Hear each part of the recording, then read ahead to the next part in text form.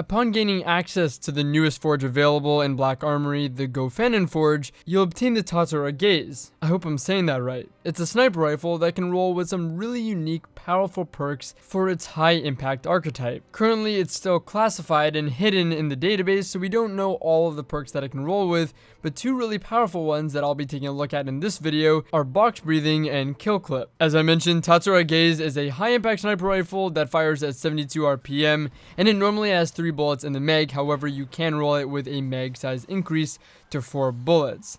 You can use a backup mag mod as well to increase that to 4 bullets, and if you have 4 bullets already, it will not stack with backup mag to get 5. It's capped at 4. Against the Lost Sector Ogre, the sniper deals 3,827 damage without box breathing active, and with a major spec, that bumps up to 4,124 damage.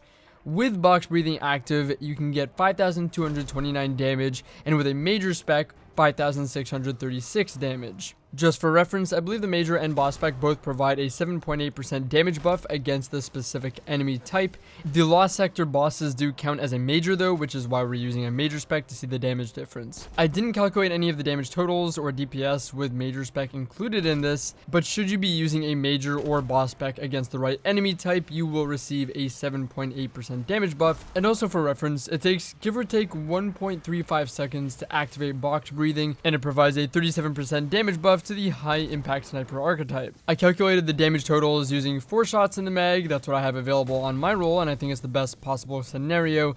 So with 4 shots in the mag, it takes 2.5 seconds to empty your mag, which is again 4 shots. And only using 1 shot of box breathing, being the first one, you'll get a total of 16,710 damage. In the event that you were to activate box breathing for each individual shot, it would take about 5.4 seconds to fire 4 shots, and that would give you a total damage of 20,916. So you're sacrificing your burst damage or your higher DPS for a higher total damage number over a longer period of time. I think that with box breathing, the most efficient thing to do is fire the first shot with box breathing and dump the rest of the mag. I think in a practical scenario, you kind of have to judge how long you're taking to line up critical hits. If you can just dump the entire mag and get all critical hits, then that is the way to go. Just have box breathing on that first shot and dump the entire mag into critical hits. But if you're having trouble doing that, and if you're not doing that reliably or taking more time to line up shots, then you want to judge how long it's taking you to perhaps just activate box breathing and make up for your lost time. Kill clip does grant a good amount of damage as well. It grants roughly 5 seconds worth of 53% bonus damage for 5,851 damage for a critical hit, with of course kill clip active. However, it does require a kill, so I don't think it's as practical or easy to get damage output with as box breathing. Not to say it isn't useful, it definitely is. As a quick comparison, previously box breathing was only available on rapid fire archetype snipers. Most recently, the Twilight Oath. The Twilight Oath deals 2,659 damage without box breathing, and with it deals 3,471 damage. That's without any major or boss spec. Box breathing on rapid fire snipers takes the same amount of time to activate, but only gives a 31% damage buff. It takes the Twilight Oath 2.2 seconds to dump its mag of 6 shots, and having only the first shot with box breathing totals to 16,766 damage. With box breathing active on every shot, it would take 8.1 seconds to fire 6 shots for a total of 20,826 damage. For a little bit more of a one-to-one comparison between the two, the Tatara Gaze can fire 6 shots in 4.17 seconds for a total damage of 24,364. That's with the first shot with box breathing on it. And if we divide our total damage by the 4.17 seconds it takes to deal that damage, that gives us our DPS of 5,842. The Twilight Oath can fire 6 shots, like we said, in 2.2 seconds for 16,766 total damage with 1 box breathing shot, which gives us a DPS of 7,620, which is much higher than the Tatara Gaze. Rapid fire snipers do offer higher burst damage or DPS at the cost of less total damage.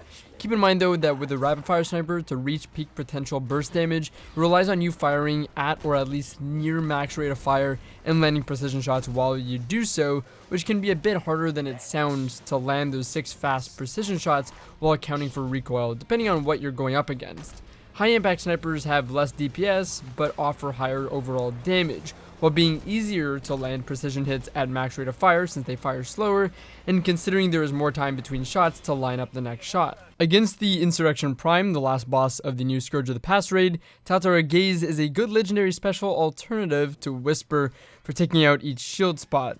It will take out each shield spot in 2 shots, one with box breathing.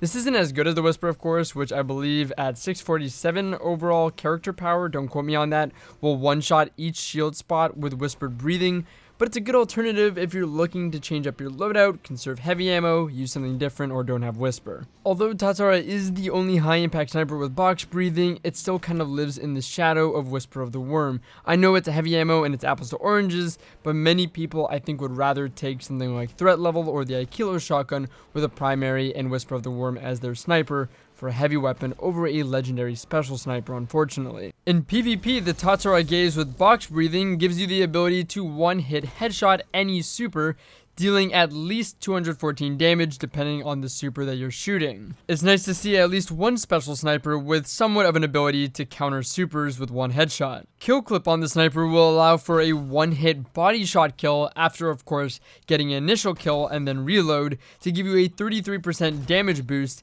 taking the body shot damage from 158 regularly to 210. The scope on this sniper is set and much higher zoom than I'm used to on some other snipers.